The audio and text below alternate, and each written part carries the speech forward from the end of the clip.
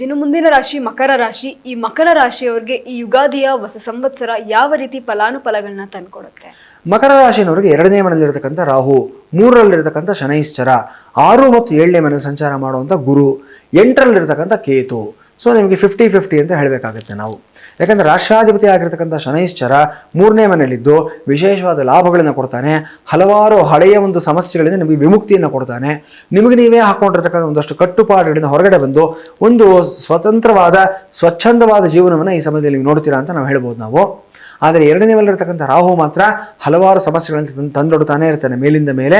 So ನಿಮ್ಮ ಹತ್ತಿರದ ವ್ಯಕ್ತಿಗಳೇ ನಿಮಗೆ ತೊಂದರೆಗಳನ್ನು ಕೊಡುವಂಥದ್ದು, ನಿಮ್ಮ ರಹಸ್ಯಗಳು, ನಿಮ್ಮ ಸೀಕ್ರೆಟ್ಸು, ನಿಮ್ಮ ವೀಕ್ನೆಸ್ಗಳು ಯಾರು ತಿಳ್ಕೊಂಡಿರ್ತಾರೆ ಅವರುಗಳಿಗೆ ನಿಮ್ಮನ್ನು ಎಲ್ಲೋ ಒಂದು ಕಡೆ ಇರಿಕಿಸ್ತಕ್ಕಂಥದ್ದು, ಸಿಕ್ಕಾಕಿಸ್ತಕ್ಕಂಥ ಸಾಧ್ಯತೆಗಳಿರುತ್ತೆ.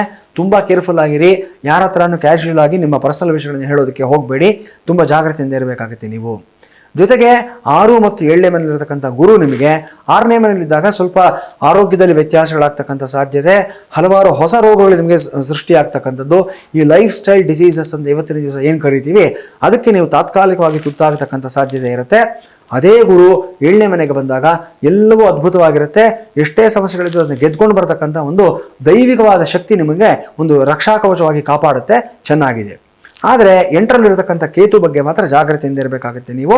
ಸ್ವಲ್ಪ ಸಣ್ಣ ಸಣ್ಣ ಅಪಘಾತಗಳಲ್ಲಿ ಸಮಸ್ಯೆಗಳಲ್ಲಿ ಸಿಕ್ಕಾಕೊಳ್ತಕ್ಕಂಥದ್ದು, ಸ್ವಲ್ಪ ನಿಮಗೆ ಆಗಬರದೇ ಇರತಕ್ಕಂಥ ಕೆಲವು ನೆಗೆಟಿವ್ ಪಾಯಿಂಟ್ಸ್ ಅಂತ ಇರುತ್ತೆ. ಕೆಲವು ಜಾಗಗಳು, ನದಿ ಆಗ್ಬೋದು, ಸರೋವರ ಆಗಿರ್ಬೋದು, ಸ್ವಿಮ್ಮಿಂಗ್ ಪೂಲ್ ಆಗಿರ್ಬೋದು, ಅಥವಾ ಒಂದು ಎತ್ತರದ ಜಾಗಗಳಾಗಿರ್ಬೋದು, ಈ ಜಾಗಗಳಿಗೆ ಹೋಗೋದನ್ನು ಅವಾಯ್ಡ್ ಮಾಡಿ ಮತ್ತು ನೈಟ್ ಟ್ರಾವೆಲಿಂಗ್ನ ಅವಾಯ್ಡ್ ಮಾಡಿ.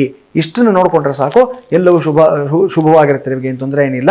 ಕಾಲಭೈರವ ಅಷ್ಟಕವನ್ನು ಹೇಳ್ಕೊಳ್ತಕ್ಕಂಥದ್ದು ಮತ್ತು ಮೃತ್ಯುಂಜಯ ಜಪವನ್ನು ಮಾಡಿಸ್ತಕ್ಕಂಥದ್ದು, ರುದ್ರಾಭಿಷೇಕವನ್ನು ಮಾಡಿಸ್ತಕ್ಕಂಥದ್ದು, ಇದನ್ನು ಮಾಡಿ ಎಲ್ಲವೂ ಶುಭವಾಗುತ್ತೆ ನಿಮಗೆ.